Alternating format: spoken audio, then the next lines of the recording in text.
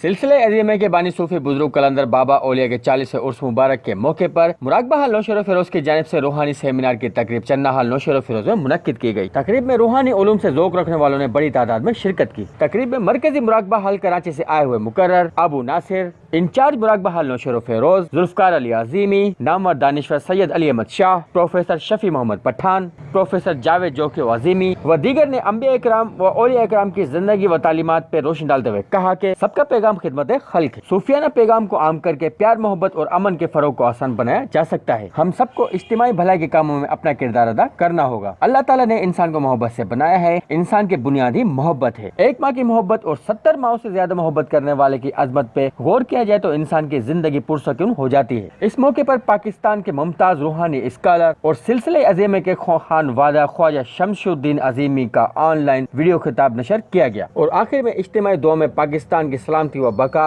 और तमाम नूह इंसानी की खैर के लिए दुआएं मांगी गई। हम लाते हैं टॉप न्यूज, आपके फेवरेट टॉक शोज और अनलिमिटेड एंटरटेनमेंट सिर्फ यूट्यूब पर।